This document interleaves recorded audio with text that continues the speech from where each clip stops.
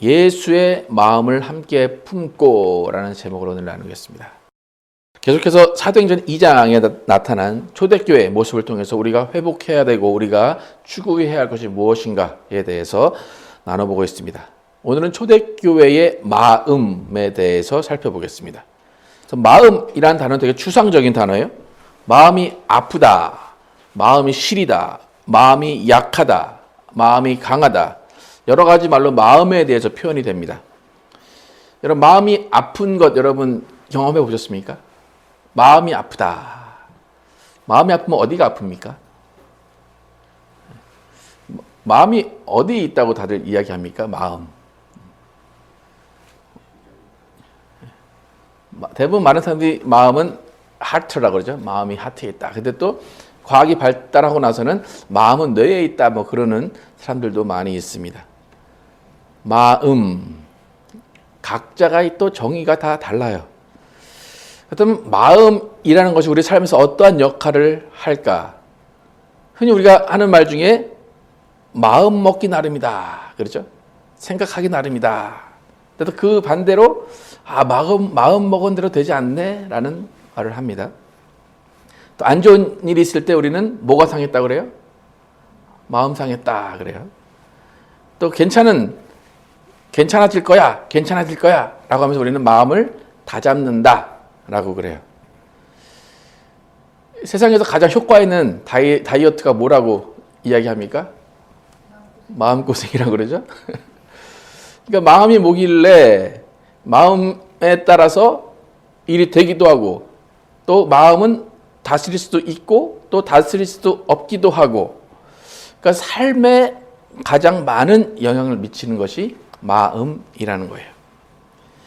눈에 보이지도 않고 잡힐 수도 없고 어떻게 정의할 수도 없는 이 마음이 우리 몸에 영향을 미치고 모든 변화가 일어나게 하고 마음을 다치기도 하고 마음을 상하기도 하고 마음을 열게도 하는 그런 모든 일들이 우리 주위에 일어납니다. 왜 이렇게 우리 삶 가운데는 마음이라는 것이 큰 위치를 차지하고 있을까? 마음이 뭐길래 우리의 육체를 다스리고 우리의 생각을 다스리고 우리의 환경을 다스리는가? 마음이 우리에게 영향을 미치는 이유는 우리가 영적 존재이기 때문이에요. 하나님이 우리에게 생기를 불어넣으셔서 우리에게 영이라는 것이 생겼어요. 그리고 영은 마음과 생각과 육체를 지배하게 하셨다는 거예요.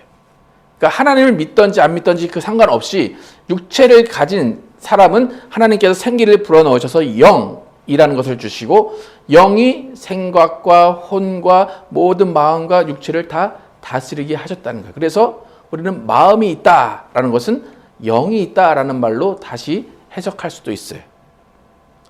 그래서 여러분, 마음이 힘들다, 마음이 아프다, 그러면 그 마음을 누군가가 이렇게 보살펴 줬으면 좋겠고 그 마음을 통제해 줬으면 좋겠어요. 그죠? 여러분의 마음이 통제가 안 될 때, 여러분의 마음이 어떻게 갈팡질팡하고 있을 때 뭔가 누군가가 여러분의 마음을 다스려주고 여러분의 마음을 위로해 줬으면 좋겠다라는 생각을 하게 돼요. 세상에서는 마음의 고통을 다스리기 위해서 환각하는 물질을 만들어냅니다. 때로는 마음의 병을 고치기 위해서 약을 사용해서 고치기도 합니다. 그래서 많은 사람들이 마음의 문제를 고민을 하다가 결국에 종교라는 것을 찾게 돼요.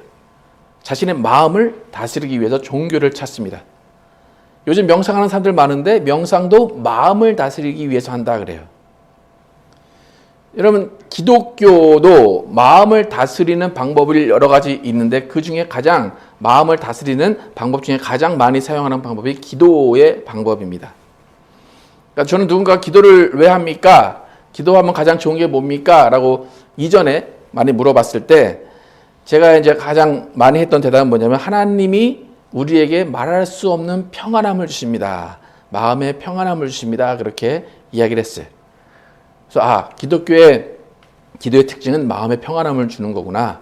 그래서 기도는 마음의 평안함을 위해서 하는 거야 라고 생각을 했어요. 근데 제가 이제 어떤 인터뷰에서 명상하는 사람이 인터뷰를 하는데 그 사람이 명상을 1시간, 1시간 반 하고 나서 인터뷰를 하는데 하는 말이 뭐냐면 명상을 하면 마음의 평안이 옵니다 그러는 거예요. 그래서 저거는 내가 기도하면 얻는 건데 저 사람도 명상을 하면 평안을 얻네. 그래서 그때부터 기도에 대한 생각이 좀 달라지기 시작했어요. 기도는 마음의 평안함만을 위한 것은 아니구나. 마음의 평안함을 얻지만 그 이후에 그 다음에 또 일어나는 일이 있기 때문에 기도를 해야 되는구나라고 생각하게 됐어요. 그러니까 다른 종교도 기도하는 마음으로 명상을 하면 평안함을 얻는다고 고백을 한다는 거예요. 명상하면 마음이 평안해지고 고요해지고 생각이 정리가 된다는 거예요. 만약 제가 이렇게 얘기하면 어떤 기독교 쪽에서 좀 뭔가 주장하고 싶으신 분들은 아마 이렇게 말할 거예요. 그게 아니다. 기독교가 주는 평안은 참 평안이고 걔네가 주는 평안은 참 평안이 아니야. 그렇게 말할 수도 있어요.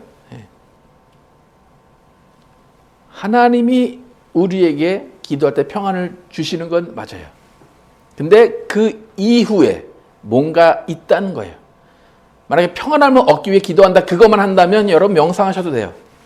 그냥 절에 가셔서 가만히 앉아서 그냥 수행하셔도 평안함을 얻을 수가 있어요. 그러면 기독교 안에서 마음을 다스린다. 그것은 무슨 의미일까? 기도로 마음을 다스린다. 그러면 기도로 마음을 다스리는 그것에서 끝나는 것인가? 우리는 반드시 생각을 해봐야 돼요. 성경 구절에 마음이라는 것을 찾아보면 한 1000구절이 넘는 성경 구절이 있어요. 근데 제가 이제 그 중에서 한 구절을 선택을 했는데 2절이에요. 그래서 에스겔 11장 19절과 20절이에요. 그런데 여러분에게 19절을 먼저 보여드릴게요. 19절 함께 읽겠습니다. 시작. 내가 그들에게 한 마음을 주고 그 속에 새 영을 주며 그 몸에서 돌 같은 마음을 제거하고 살처럼 부드러운 마음을 주어. 여기까지 읽어요. 내가 그들에게 한 마음을 주고 새 영을 주고 그 몸에 돌 같은 마음을 제거하고 살처럼 부드러운 마음을 주었다. 20절을 여러분이 쓴다. 그럼 여러분 어떤 내용을 쓸 것 같습니까? 돌 같은 마음이 없어졌어요. 살처럼 부드러운 마음이 주어졌어요. 그러면 그 다음에 여러분의 삶에서 무슨 일이 일어날 것 같습니까? 여러분 20절을 채운다. 첫 번째는 마음이 평안해지겠다. 또 삶 가운데 아무런 문제가 없겠다. 가족이 행복해지겠다. 남편과 아내가 다 행복해지고 자녀들도 다 행복해질 거다. 모든 일들이 해피할 거다. 그런 내용을 아마 쓰겠죠. 그죠? 여러분의 돌 같은 마음이 없어졌고 부드러운 마음이 있고 새 영이 부어졌고 다 한 마음이 됐어요. 그 이후에 그러니까 기도하면 이런 마음이 나요. 그죠? 돌 같은 마음이 제거되고 저 사람을 용서해야지. 용서할 수 있어. 그 다음에 20절에서 하나님이 우리에게 그 마음의 문제를 해결한 다음 마음의 평안을 얻은 다음에 하나님이 원하시는 삶의 방식이 무엇인가 20절을 함께 읽도록 하겠습니다. 시작. 내 율례를 따르며 내 규례를 지켜 행하게 하리니 그들은 내 백성이 되고 나는 그들의 하나님이 되리라. 마음의 부드러움, 돌 같은 마음을 제거하고 새 영을 주고 한 마음을 줬다. 왜 그랬다고 그래요? 내 율례를 따르고 내 규례를 지켜 행하게 하기 위해서.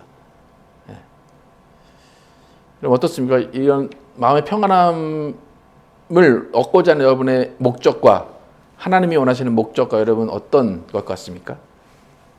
여러분 마음이 평안해졌어. 그러면 그 다음에 하나님의 말씀 지켜야지. 그런 생각 혹시 하십니까? 내 마음 참 편안해. 이제는 하나님의 말씀을 지킬 거야. 하나님이 여러분에게 평안을 주시는 건 왜 그렇다고 그래요? 말씀을 지켜서 내 백성이 되고 나는 너의 하나님이 되기 위해서 너에게 평안을 주는 거야. 그래요. 그냥 이 세상에서 행복하고 그냥 아무 생각 없이 살고 아무 걱정 없이 살게 해 주시기 위해서 그런 것이 아니라 마음 평안하게 내 계명을 지켜라. 마음 평안하게 내 규례를 지켜라. 내 백성이 되라. 내 자녀가 되라. 그것을 이루시기 위해서 우리 가운데 평안함을 주신다는 거예요. 내 율례를 따르며 내 규례를 지켜 행하게 하기 위해서 마음에 평안함을 주는 거예요. 여러분이 마음의 평안함을 위해서 기도한다면 그 이유는 뭐가 해야 됩니까? 하나님의 말씀을 지켜 행하기 위해서. 이게 기독교와 다른 종교의 차이점이라는 거예요. 다른 종교도 마음의 평안함을 준다니까요. 마음이 안정된다니까요. 그럼 그들은 나가서 뭐 합니까 이제? 평안하게 자기 삶을 누려요. 근데 우리는 뭐예요? 마음의 평안함을 얻었어요. 그 다음에는 나는 너의 하나님이 되고 너는 나의 백성이 된다. 이제부터는 말씀을 지켜라. 어쩌면 더 올가매는 거예요. 그게 구약시대의 에스겔이니까 구약시대에 하는 얘기지만 신약시대에 이제 이 얘기를 적용한다. 그러면 마음이 평안해졌다. 그러면 신약시대에 지켜야 되는 말씀은 딱 하나예요. 뭐죠? 예수님이 새 계명을 주더니 서로 사랑하라. 여러분이 마음이 평안해졌어요. 그럼 그 평안해진 마음으로 뭘 하라고 하시는 거예요? 서로 사랑하라. 그 외에는 없다는 거예요. 그러니까 기본적으로 생각해도 내 마음이 평안해져야 서로 사랑할 수 있다는 거예요. 내 마음이 안정이 돼야 서로 사랑하며 남을 돌볼 수 있다는 거예요. 기독교와 다른 종교는 마음을 평안하게 하는 것을 동시에 추구합니다. 그런데 그 이후가 중요하다는 거예요. 기독교는 그 이후에 마음의 평안을 얻어 서로 사랑하라는 계명을 지켜 나가면서 예수 그리스도의 사람, 하나님의 사람이 되게 한다는 거예요. 그래서 내가 마음이 평안해지고 서로 사랑한다라는 것은 뭐냐면 공동체를 이루어 간다는 거예요. 한 마음이 된다는 거예요. 내 마음이 평안하다, 그것이 끝이다. 그게 아니라 내 마음이 평안한 그 이후에 공동체가 서로 사랑하면서 한 마음이 되기 위한 것이 교회의 마음이라는 거예요. 조금 읽었던 에스겔서 11장 19절에서도 하나님이 한 마음을 준다고 그래요. 한 마음, 그죠? 한 마음으로 하나님의 말씀을 지켜서 내 백성이 되고 나는 너희 하나님이 되겠다. 한 마음이에요. 구약을 읽었다면 신약에서도 어떤 구절에서 한 마음에 대해서 이야기하는지, 마음에 대해서 이야기하는지 한번 살펴보겠습니다. 빌립보서 2장 1절에서 8절 함께 읽어보겠습니다. 시작. 그러므로 그리스도 안에 무슨 권면이나 사랑의 무슨 위로나 성령의 무슨 교제나 긍휼이나 자비가 있거든 마음을 같이하여 같은 사랑을 가지고 뜻을 합하며 한 마음을 품어 아무 일에든지 다툼이나 허용으로 하지 말고 오직 겸손한 마음으로 각각 자기보다 남을 낮게 여기고 각각 자기 일을 돌볼 뿐더러 또한 각각 다른 사람들의 일을 돌보아 나의 기쁨을 충만하게 하라. 너희 안에 이 마음을 품으라. 곧 그리스도 예수의 마음이니 그는 근본 하나님의 본체시나 하나님과 동등됨을 취할 것으로 여기지 아니하시고 오히려 자기를 비워 종의 형체를 가지사 사람들과 같이 되셨고 사람의 모양으로 나타나사 자기를 낮추시고 죽기까지 복종하셨으니 곧 십자가에서 죽으심이라. 신약에서도 한 마음을 요구해요. 2절에서 마음을 같이하여 같은 사랑을 가지고 뜻을 합하여 한 마음을 품으라 이렇게 이야기해요. 근데 신약에서의 이 한 마음, 그 한 마음의 기준은 예수 그리스도의 마음이다 이렇게 설명을 합니다. 예수의 마음은 어떤 마음이에요? 동등됨을 취하지 아니하시고 자기를 비운 마음이에요. 예수의 마음은 자기를 낮추시기까지 죽기까지 복종하시는 마음이라는 거예요. 그 마음으로 하나 되라 라고 이야기하는 거예요. 교회는 예수 그리스도의 마음으로 하나가 되어야 돼요. 그럼 잘 생각을 해보십시오. 지금 과연 기독교 안에 이런 마음이 있는가? 한 마음으로 예수 그리스도 안에서 예수 그리스도의 마음으로 하나 되어 가는 교회가 많이 있는가? 마음이 하나가 되어야 되는 교회, 평안을 얻어서 나 혼자만 평안한 것이 아니라 그 평안으로 한 마음을 이루는 것이 교회의 목적인데 서로가 헐뜯고 갈라지고 서로 내가 하나님의 마음이야, 나는 하나님의 마음을 아는데 너는 몰라 라고 하면서 갈라지고 있는 실정이에요. 그러니까 기독교 안에서도 어떤 목사는 보수 목사다, 뭐 진보 목사다 그러면서 기독교 안에서도 갈라지는 거예요. 3절에 아무 일에든지 다툼이나 허용을 하지 말래요. 아무 일에든지는 무슨 말이에요? 어떠한 경우라도 다툼이나 허용으로 하지 말래요. 오직 겸손한 마음으로 각각 자기보다 남을 낮게 여기라 그래요. 근데 지금의 교회들은 어떤 일도 다툼으로 하지 말라 했는데 모든 일을 다툼으로 시작하고 다툼으로 끝나요. 허용으로 하지 마라 그러는데 모두가 자기의 믿음을 자랑하기 바쁘다는 거죠. 그러니까 다들 교회 안에서 자기 유익만을 찾고 있는 상황에서 하나님이 원하시는 한 마음을 찾아볼 수 있느냐는 거예요. 그러니까 기독교가 마음의 평안 이후에 오는 한 마음, 마음의 평안 이후에 오는 예수 그리스도의 마음을 품는 그것이 회복되지 못한다면 다른 종교와 별반 다를 것이 없다는 거예요. 오히려 다른 종교보다 못해요. 왜냐하면 불교에 가거나 유교에 가거나 어떤 힌두교에 가면 명상을 통해서 요가를 통해서 마음의 평안을 얻는다고 그래요. 여러분 세상 사람들이 교회에서 마음의 평안을 얻으려고 찾아오는 사람이 있을까요? 나 마음의 평안을 얻을 거야 하면 어디를 갈까요? 여러분 어디 갈 것 같아요? 저는 절에 갈 것 같아요. 여러분 교회 오실 것 같아요? 교회 오면 시끄럽고 그런 것만 볼 것 같지 않으세요? 어느 교회를 가야 될까? 네. 여러분 마음의 평안을 얻기 위해 절을 간다 아무 절을 가면 될 것 같죠? 근데 마음의 평안을 얻기 위해서 교회를 가야 된다 그러면 그때부터 고민이 시작돼요. 어느 교회를 가야 마음의 평안을 얻을 수 있을까? 자꾸 찾다가 못 찾으니까 요즘에는 뭐 가나안 성도라고 그러잖아요. 안 나가. 그죠? 교회가 마음의 평안을 가지고 그 다음에 한 마음이 된 걸 보여줬어야 되는데 그렇지 못했다는 거예요. 그러니까 기독교는 이제 아무 쓸데기도 없는 종교가 되어버렸어요. 그러니까 우리가 초대교회를 보면서 회복해야 된다는 것이 뭐냐면 그들이 어떤 마음으로 함께 모였는가예요. 그들의 마음은 어떠한 기준으로 하나가 되었는가요? 오늘 사도행전 다시 한번 2장 46절, 47절 함께 읽겠습니다. 시작. 날마다 마음을 같이하여 성전에 모이기를 힘쓰고 집에서 떡을 떼며 기쁨과 순전한 마음으로 음식을 먹고 하나님을 찬미하며 또 온 백성에게 칭송을 받으니 주께서 구원받는 사람을 날마다 더하게 하시니라. 날마다 마음을 같이 했대요. 성전에 모이기를 힘쓰고 집에서 떡을 떼며 기쁨과 순전한 마음으로 음식을 먹었대요. 그러니까 배고파서 먹은 게 아니라 기쁨과 순전한 마음으로. 순전한 마음이라는 건 서로를 존중하는 마음으로 먹었다는 거예요. 여러분 이 마음을 품기 위해서 교회에 와야 되고 이 마음을 품고 교회에 살아야 된다는 거예요. 나의 평안뿐만이 아니라 마음을 같이 하는 데까지 가야 된다는 거예요. 또 기쁜 마음과 순전한 마음으로 음식을 먹는 데까지 가야 된다는 거예요. 이런 생활을 하니까 그 예루살렘에 있던 많은 백성들이 어떻게 했다고 그래요? 이 공동체를 칭송했다고 그래요. 이 공동체가 칭송을 받으니까 47절 후반에 주께서 구원받는 사람을 날마다 더하게 하셨다. 영성에 보면 애드 하셨다 그래요. 애드.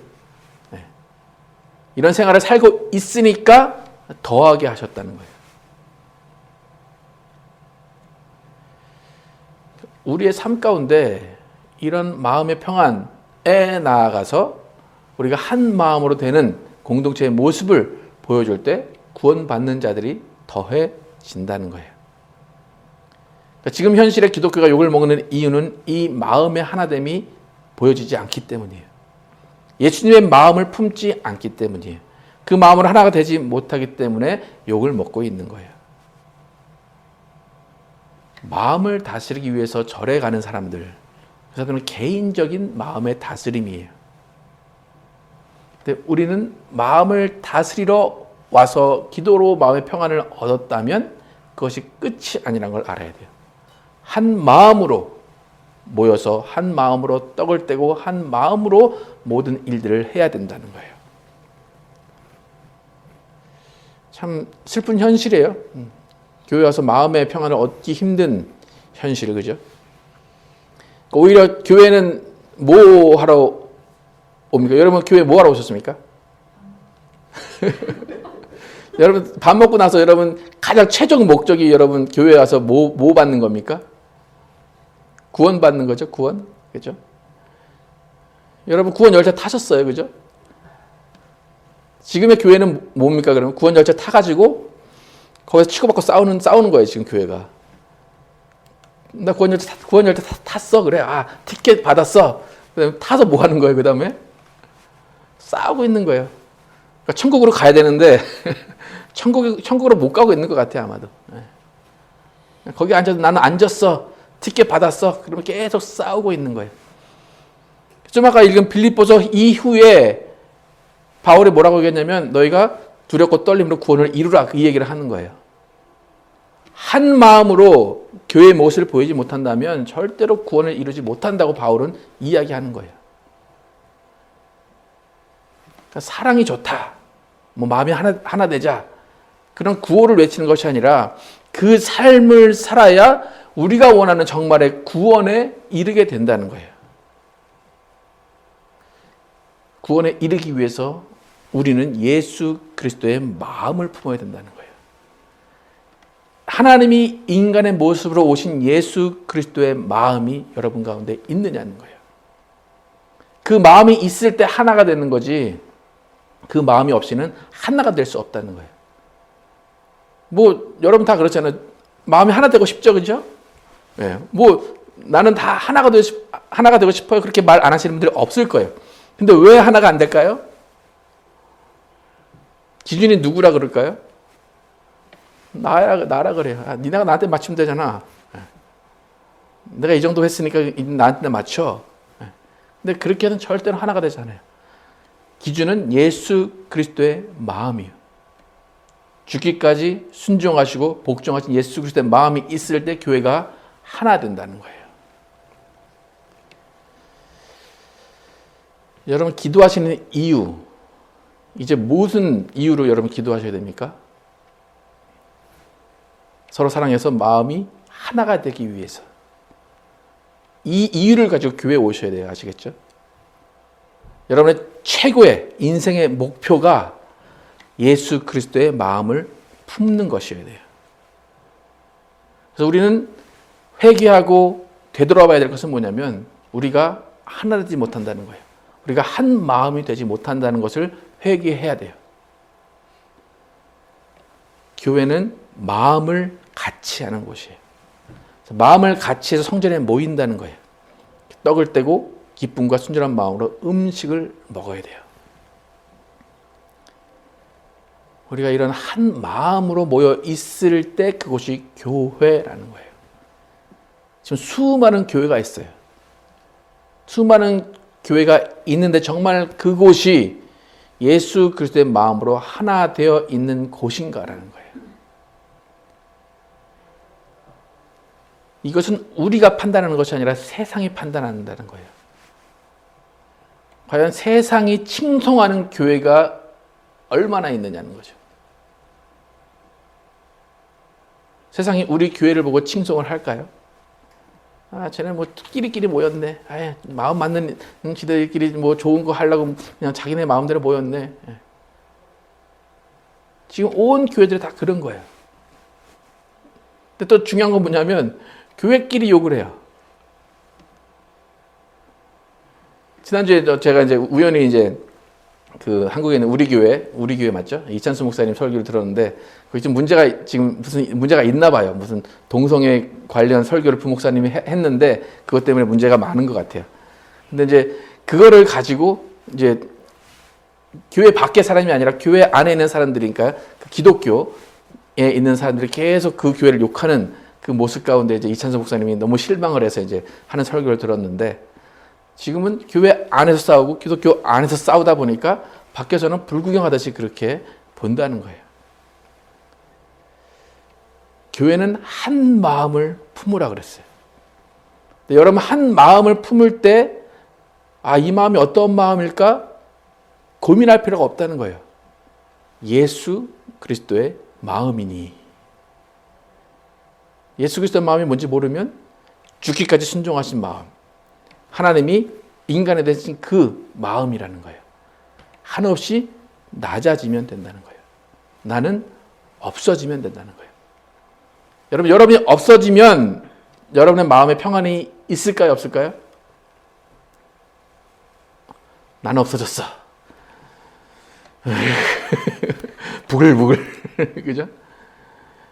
예수님이 얼마나 부글부글 했을까요? 속으로. 야, 내가 이런 것들 때문에 내가 육신을 입고 와가지고 말도 안 듣는. 근데 그 마음을 품으라는 거예요. 그 마음이 안 품어지니까 기도하는 거예요. 기도는 왜 하신다고요? 그 마음을 품기 위해 기도한다는 거예요. 그래서 그 마음을 품기 위해 기도할 때 성령이 역사하시고 성령이 하나 되게 하시는 거예요.